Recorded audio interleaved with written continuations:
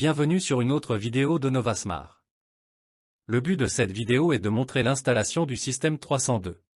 Nous disposons d'un tableau qui indique les options d'installation et les conditions préalables prises en charge. Il est donc important de regarder les compatibilités pour chaque version. Prenons un exemple.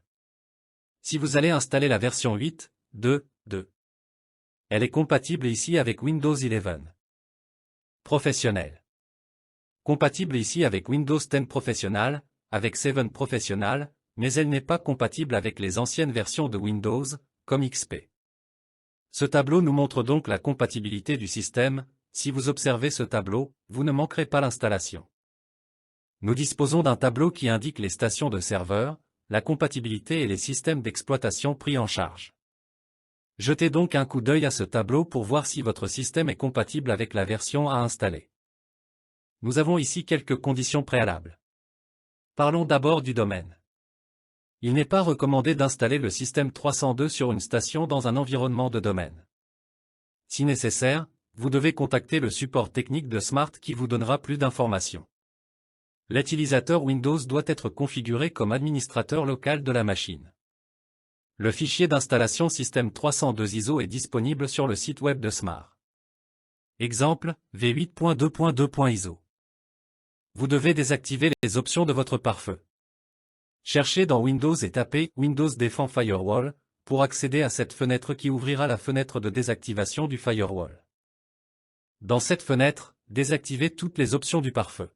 Une autre configuration importante est celle du contrôle des comptes utilisateurs, UAC. Cherchons Windows et configurons ce contrôle. Dans cette fenêtre, nous choisirons l'option « Ne jamais notifier », comme le montre la figure de Windows. Pour commencer l'installation, ouvrons notre fichier ISO System 302, double-cliquez pour ouvrir le logiciel pour l'installation. Pour commencer l'installation, nous cliquerons sur Setup. Une fenêtre s'ouvre, qui donne des informations sur le système 302 et indique la version que nous allons installer. Cliquez sur Next pour continuer. Ici, vous avez également plus d'informations sur le système, vous pouvez cliquer sur Suivant pour continuer. Nous allons maintenant cliquer sur Start Check pour vérifier les composants. Le système vérifiera les composants manquants et ceux qui sont corrects. Dans la fenêtre qui s'ouvre, nous aurons l'option d'installer le SQL 2014. Cliquez sur OK pour continuer, et la procédure d'installation se déroulera automatiquement. Après avoir vérifié les composants, une fenêtre indiquera les besoins de configuration des composants. Cliquons donc là où c'est indiqué pour continuer à configurer les composants nécessaires. Deux fenêtres s'ouvrent, l'une contenant un manuel, vous cliquez sur OK. Elle ouvrira alors le manuel, qui contiendra des instructions sur ce qu'il faut faire. Dans l'autre fenêtre de configuration, vous devez cocher les options indiquées par le manuel pour procéder à l'installation. Dans l'une des fenêtres qui s'ouvrira sur les ressources Windows, nous devrons marquer les options comme indiqué dans le manuel. Comme le montre la figure, nous marquons .NET Framework 3.5. Comme indiqué dans le manuel, activons les options de compatibilité de gestion IS. Choisissons les options ASP, ASP.NET. Ensuite, sélectionnons les ressources HTTP courantes. Comme le montre le guide du manuel, la fenêtre indique la progression de l'installation des composants. À la fin, elle vous informera que l'installation est terminée. Fermons cette fenêtre pour continuer. Une fois l'installation des prérequis terminée, une fenêtre s'ouvrira montrant l'état de tous les prérequis qui sont corrects et installés, puis nous cliquerons sur l'option d'installation du système 302 pour démarrer l'installation. Appuyez sur « Installe » et nous verrons dans la fenêtre suivante l'évolution de l'installation de notre système. Ensuite, nous appuierons sur « Next » à la fin de l'installation. Et nous lirons et accepterons la licence. Ensuite, nous aurons la possibilité d'installer la documentation, les manuels. Il est donc important que vous laissiez cocher l'option d'installer les manuels, pour les consulter en cas de besoin. À la fin de l'installation de la documentation, l'ensemble du système sera déjà installé. Vous devez redémarrer votre ordinateur. Ensuite, dans la séquence, nous allons effectuer les réglages initiaux du système 302 afin que le logiciel puisse être initialisé. Après avoir installé l'ensemble du système, recherchons l'application Système 302 s'éteint dans Windows. Pour effectuer la configuration initiale de notre système. Dans la fenêtre qui s'ouvre, nous pourrons commencer les configurations initiales. Dans cette fenêtre, nous cliquerons sur « Commencer ici » pour continuer. S'il s'agit d'une installation standalone ou d'une station d'ingénierie, ou si l'architecture n'est pas déjà définie, sélectionnez le mode d'installation multi-utilisateur. Et sélectionnez « Yes, serveur client ». Appuyez ensuite sur « Next ».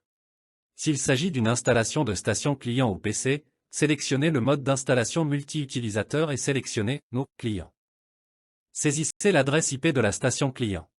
S'il s'agit d'une installation pour une station qui remplacera une station existante, suivez les mêmes directives que pour les configurations précédentes. Si vous avez des questions, si vous rencontrez des problèmes, veuillez contacter le technicien d'assistance Smart, qui vous guidera. Sélectionnons le nôtre comme ingénierie et dans la séquence configurons notre serveur, en cliquant sur l'option de l'adresse IP de notre ordinateur.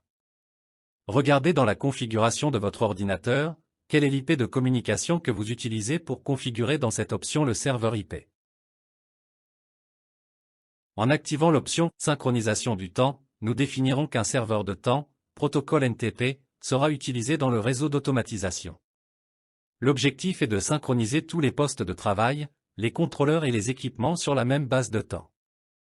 Cette configuration est d'une importance fondamentale lorsque vous souhaitez archiver des données historiques pour une analyse ultérieure des performances ou des ajustements de réglage. Vous devez entrer l'adresse IP du serveur NTP. L'option Enable Redundant Controller permet d'activer l'utilisation de la redondance des contrôleurs, c'est-à-dire deux contrôleurs fonctionnant en redondance dans le réseau d'automatisation. Ainsi, le serveur au PC construira deux bases de données de supervision. Comme nous avons l'option de redondance du contrôleur, nous avons aussi l'option de redondance du réseau. Lorsqu'elle est activée, vous devez choisir une autre carte réseau dans votre ordinateur, de sorte que pour la redondance du réseau, vous devez avoir deux cartes réseau dans votre ordinateur. Une fois ces configurations effectuées, ce qui peut également être fait dans un autre moment plus tard, cliquons sur « Suivant » pour continuer la procédure. Une fois les réglages initiaux effectués, cliquez sur « Terminer ». Ensuite, ouvrons le studio et configurons la licence. En ouvrant Système 302, nous avons la possibilité de cliquer sur Licence. Il y a deux formes de licence que nous pouvons utiliser. En utilisant une hard key, il suffit de la mettre sur votre ordinateur et automatiquement le système la reconnaîtra et vous montrera les licences activées. En utilisant la touche logiciel, cliquez sur le bouton, et vous aurez la possibilité d'installer les licences. Si vous avez besoin d'utiliser le système avec le LC800, il suffit de cliquer sur l'option pour activer la licence, cela ne coûte rien. Si vous avez besoin d'utiliser une licence de démonstration, vous pouvez également activer cette licence, qui libérera un certain nombre de blocs et de ressources à utiliser pour tester le système. Si vous voulez installer la licence que vous avez achetée, vous pouvez générer un message à Smart, où nous aurons les informations de votre ordinateur, générer un fichier et l'envoyer par email à Smart, elle vous renverra avec les codes de chaque logiciel qui sera sous licence pour votre système. Une fois l'installation du logiciel, la licence et les réglages initiaux effectués, votre système sera installé pour vos applications et les réglages de vos stratégies de contrôle.